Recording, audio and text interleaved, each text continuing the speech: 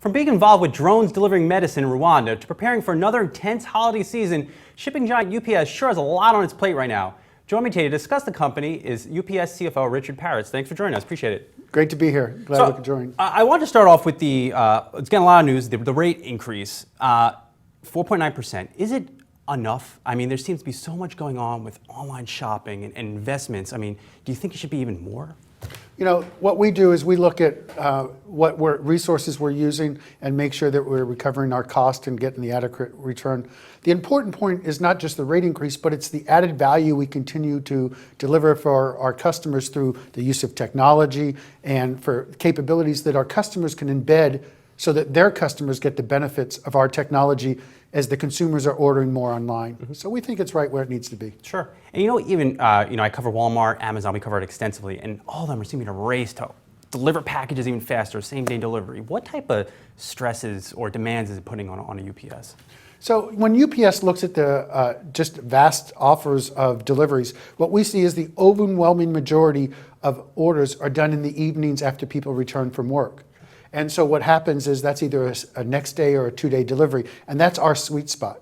There is some headlines around same-day delivery and crowdsourcing, and through our Strategic Enterprise Fund, we are participating to learn how is that developing and is there an application to UPS that makes sense.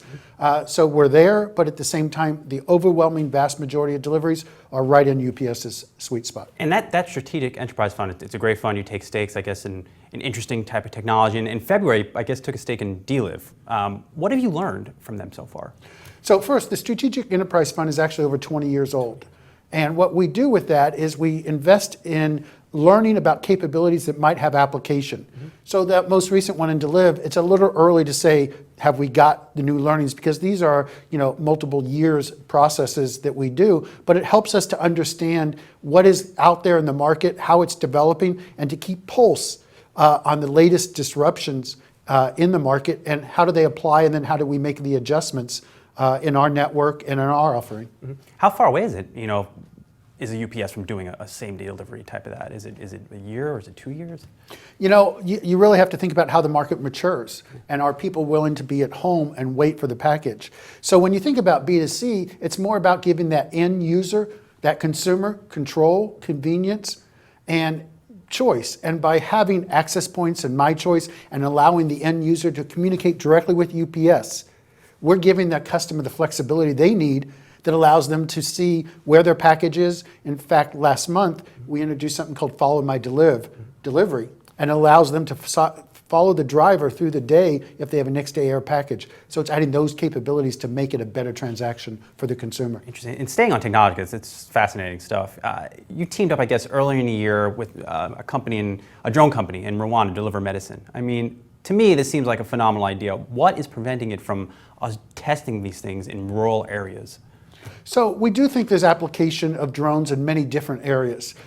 You talk about humanitarian in Rwanda that we worked in, but we're also working with a company through our Strategic Enterprise Fund, Sci-Fi, that is also looking at a more of a commercial application. And again, I don't believe that we'll see this highway of drones across every major city coming to you anytime in the near future. But we do think there's, for remote deliveries, an application. And so we are looking at that and testing different things to see does this make sense, and then how does it apply. So more to come in this area. Where do you think it would make sense? Is it in healthcare in the U.S.? I mean, is it in a rural area, or is it delivering some kind of pesticides to farmers? Or, I mean, how do you? Well, I think the remote deliveries is one area. I also think inside our operations is another. Inventory control, inventory replacement, things like that in big warehouses where we control the entire environment. It makes more sense as you get more condensed. But for the general deliveries, it's probably more in the remote areas, but some of that is still being tested to prove out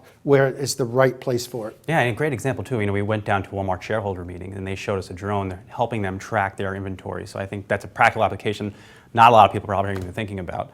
And lastly, I guess on trade, we've heard a lot of debate this presidential season on trade when Clinton, but it seems to be a general theme is anti-trade. How should an investor think about that? If either one of Clinton or Trump gets in office, how would that impact UPS? How should they be thinking about it? So UPS believes that free trade is important to the global economy, and it's been important for the last 2 decades. So at the end of the day, it's important because small businesses can participate in free trade. And when they participate, it allows them to share in what's really a growing global economy. And so we have to be there to help our small and medium-sized businesses to grow with global trade. And the other thing is there are jobs being created, but those jobs are being created in local communities. In fact, at UPS, for every 40 packages, we create another job when it's an international package.